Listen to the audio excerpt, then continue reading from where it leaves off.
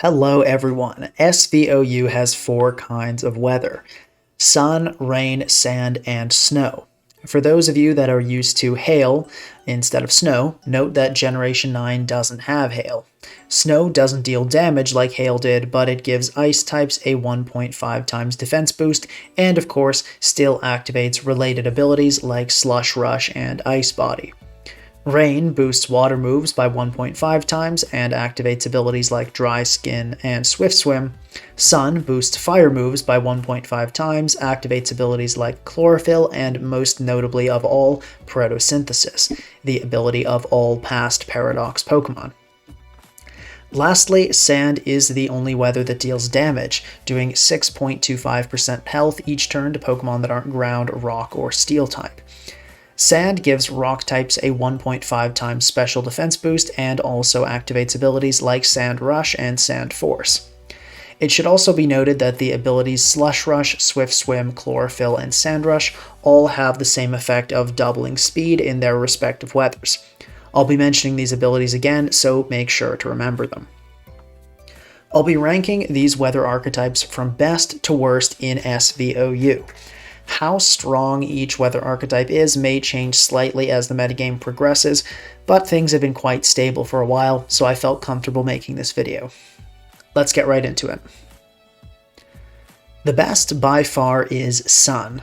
Despite the loss of Roaring Moon, Sun has the strongest abusers. Walking Wake, Raging Bolt, Great Tusk, Venusaur, Iron Moth, Slitherwing, and Ceruledge are all fantastic on Sun, and these are just some of the viable abusers. People have found success with niche options like Leavanny, Hisuian Lilligant, and Whimsicott as well. Sun also has two options for setters, which is nice. Torkoal gets Stealth Rock, Rapid Spin, and has fantastic bulk, but Alolan Ninetales offers Speedy Encore and Healing Wish, so Sun teams can pick whichever works best for their abusers. Despite being the strongest weather, Sun does have significant issues. The first is entry hazards, specifically Stealth Rock. Everything on Sun except for Great Tusk hates entry hazards. Fortunately, Sun does have Great Tusk, which can be very effective removal, especially with a Photosynthesis boost, but it's often not enough. Sun teams frequently run Hatterene to support their team as well, but even with these two measures, Stealth Rock sometimes does go up, and it's really tough to deal with when it does. Another challenge to Sun is Chilly Reception Galarian Slowking. Galarian Slowking can easily tank hits from Torkoal and Alolan Ninetales and remove their weather while switching out. To make matters worse, Glowking with Terra Grass or Water can also switch into Walking Wake Hydro Steam quite well. Sun also just has a really bad matchup into some other Pokemon. Garganacl, Substitute Kyurem, and Dragonite are often very difficult for Sun, and it's very difficult to prepare for them with Sun teams. Given how restricted building them is, there's not a ton of room for customization there.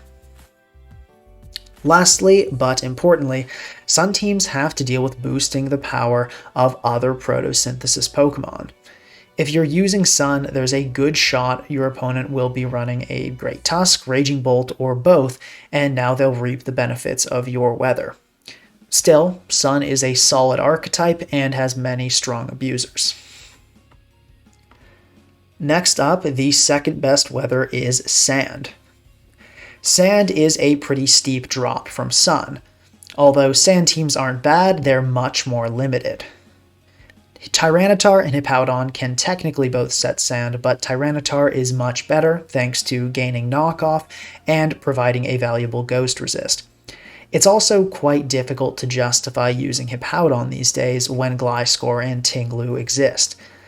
As for Sand abusers, it's pretty much just Excadrill. Lycanroc, Sandslash, and Houndstone all do exist, but they're pretty terrible. Choice Band Poltergeist with Houndstone might sound good, but it has a mediocre 101 base attack, and if your opponent has a single disposable item like Air Balloon or Booster Energy, well, there goes your stab. So that's why Sand is pretty much just Tyranitar plus Excadrill. This is a good core though. Excadrill's ground and steel coverage, paired with incredible speed and Sand, can threaten the vast majority of offensive Pokemon in the tier. Excadrill is also a really nice rapid spinner, since it can threaten every ghost and has enough speed and sand to outpace pretty much everything. With offensive Tera Blast Ice or Electric and defensive Tera Ghost, Excadrill can be a potent sweeper in some endgames as well. However, despite all this, Excadrill is still not a great Pokemon. It really struggles to make progress thanks to Pokemon like Gliscor, Landorus, Zamazenta, Corviknight, Moltres, and Dondozo. It's not easy to make a Tyranitar plus Excadrill core work, but it has been done multiple times, and it surely could happen again. Before we get into the next best weather, please remember to subscribe, like, and leave a comment if you're enjoying the video. Alright, next up we have Rain. Rain uses Pelipper as the weather setter, which is one of the best setters, thanks to solid bulk and a slow U-turn pivot, something that even the Sun setters lack. Rain then utilizes strong Hurricane users and water types, often with Swift Swim.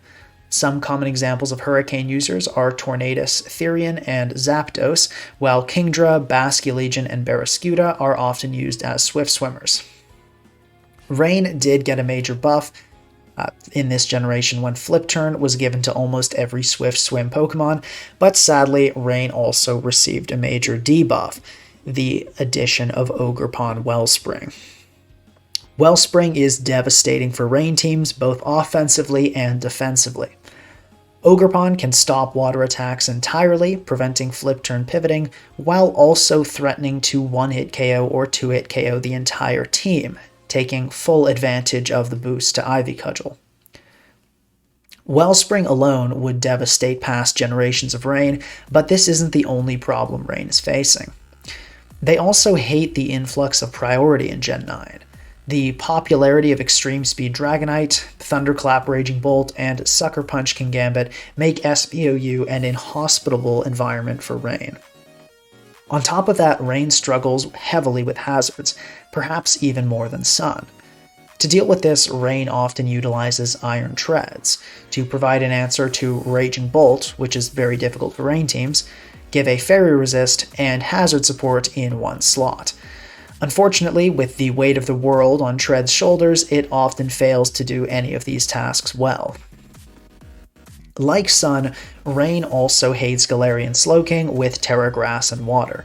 It's very easy to spam Chilly Reception against Rain teams and continually deny weather.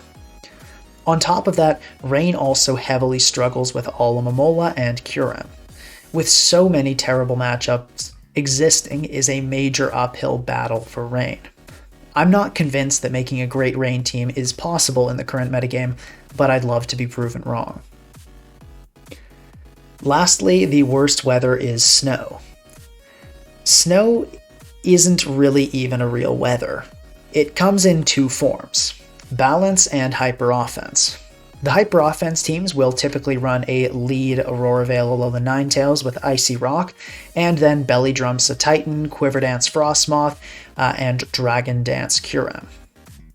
The balanced teams will usually use one Slush Rusher, and then use Pokemon that appreciate an Ice-type Weather Ball, like Zapdos, Landorus, Cinderace, and Raging Bolt. Balanced teams often forego a real Snow setter in favor of Icy Rock, Galarian Slowking with Chilly Reception.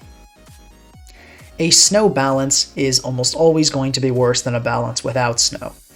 A Snow hyper offense is almost always going to be worse than if that team's Snow component started and ended with Alolan Ninetales.